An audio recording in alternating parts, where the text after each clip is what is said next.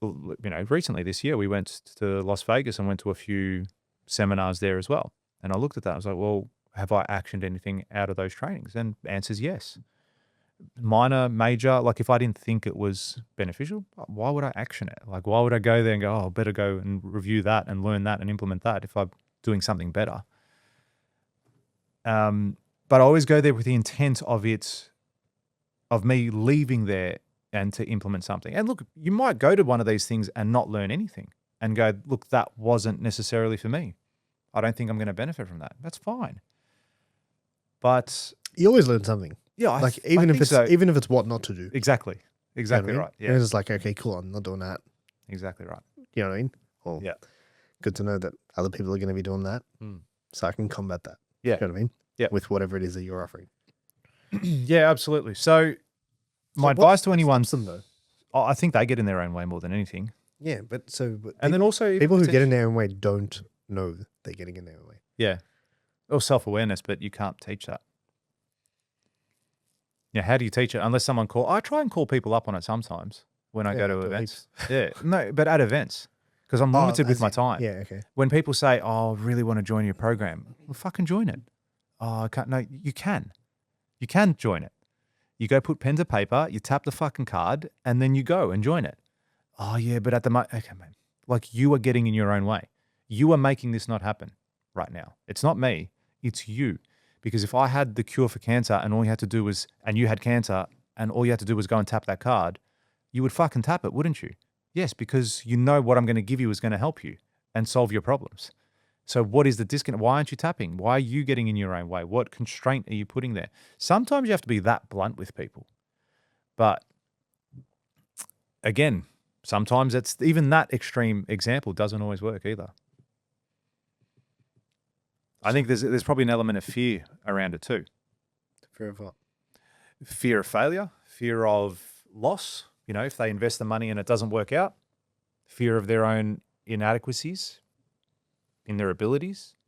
Maybe that's why they don't take the action. What's your biggest fear? I mean, personally in business? Just in general, I guess, in business? I mean, I don't know. Yeah, professionally, I don't really know.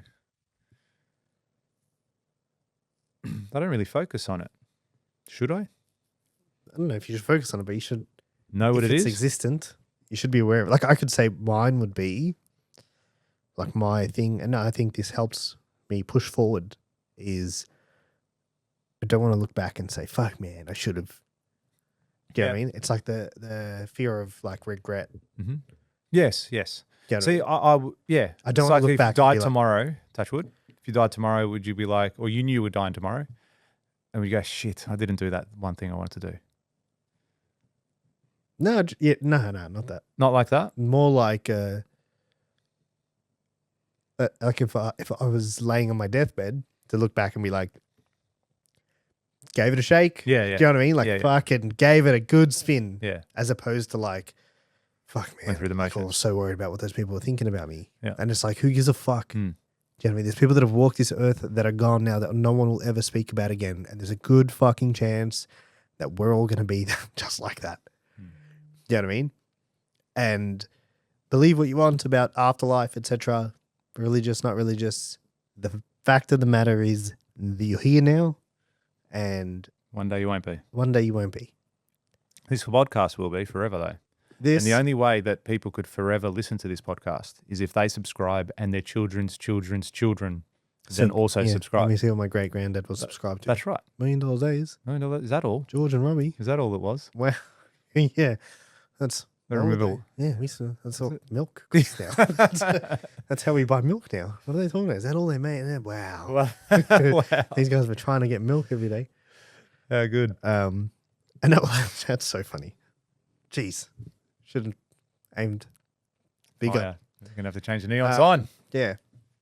But yeah, that's my, like, and I think that pushes me forward because then it's like, well, if not now, when? Like, what are you going to, like, you know what I mean? I wouldn't say that's a fear, but it is a motivating factor. It's a fear. No, for me, I'm saying, not for you. Oh. Yeah. As in saying, like, not giving it a nudge, as in that being a fear of mine, to give it a nudge and to, do everything I need to do. Because I feel that I'm on that path. I feel that I am kind of there. Yeah, But I always feel that there is more too. This comes back to the whole video game things. Like I always feel that level of guilt. Like, fuck, I should be doing this. I should be doing this. I should be doing this instead. So I do ask myself the question as well. Like, should I be doing more? Should I be going and investing in the stock market? You know, my old man's on to me about it heaps over the last 6 months. All right, open up your account, get it ready. You got to buy, you got to buy, you got to buy. I'm like, fuck, okay, I will, but I'm doing so much. Like, is that a distraction? Or should I fucking do it and have that going and have this going and have this going? So I do feel that I'm shaking things up, but I always feel like I can do more too. But I just like to challenge myself a little bit too. And I mean, that's probably one of the main reasons why whenever I go to these events, I make it a priority of mine to actually action shit out of that event, not just take it in, never look at it again, move on. And maybe that's what people lack. Which part? They lack that taking the action. Yeah, to take the action, but also, again, we're saying this self-awareness. Maybe they need to tap into why they're going there in the first place. Why are you actually going there? And something we did that was powerful the other day was getting people to write down their intent at the start of the day. I felt that had a huge impact on the room. Like, why are you actually here? Forget the fact that you're here to try and what do you want? Yes, what do you want selfishly out of this room today? What do you want out of it? And I think that's good to actually go, you know what? Fuck. Tell me, like, do you want to learn how to make $1 million today? Is that what it is in this room? Write that down.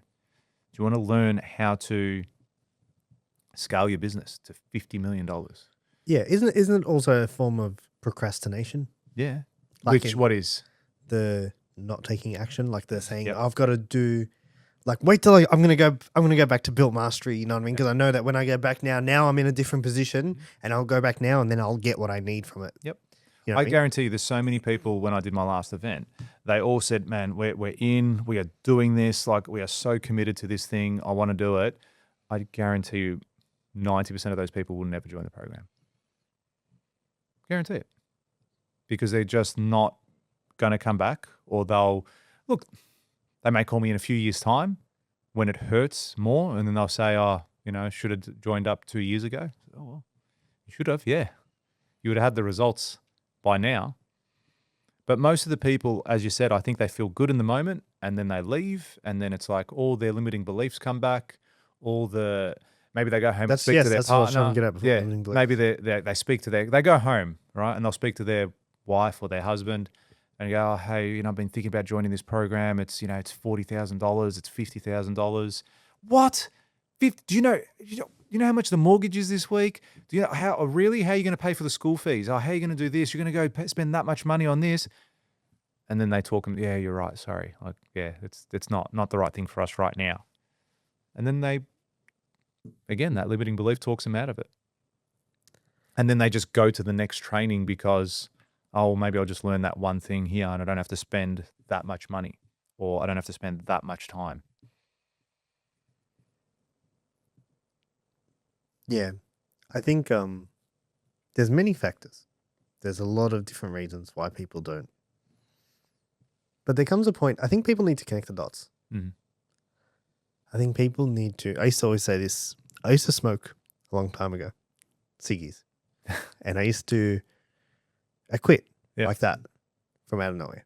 And I used to always tell people, like, if you still smoke, and if anyone who listens to this, if you still smoke, you haven't made the connection between you punching those darts and you in your deathbed because it's killing you. Mm-hmm. That's just a reality. And I think people need to connect the dots like that. Like, in the sense of, if I don't take this leap, no matter how scary, whatever it is that next step of action is, calling that person, doing that thing, buying that program, whatever it is, getting that coach, or whatever it is for you in your next step, you need to make the connection between that and what it's going to cost you when you can't do it anymore. You know what I mean? Dude, most people, if you make the connection, especially if someone's got kids, Like if you make the connection between you smoking ciggies and then your kids you're not gonna see your kids grow up because you get the call tomorrow and they say, "Oh, we just picked up on this thing." I guarantee you, if people can have a dream about that, wake up and they'll stop. Like, but they don't connect the dots because it's too painful. Yeah, and they ignore it. Yeah, you know what I mean. And I think if you're a person who goes to all these programs or, you know, reads 100 books a year, whatever it might be, a person who reads one book a year and takes the action from it moves further than the person who reads 100 and does nothing. Do you know what I mean? Yeah. Knowledge is potential power. That's right. If you like that clip and you want to watch another one, click just over here. And if you want to watch the full episode, click just over here. Don't forget to subscribe to the channel and thanks for watching.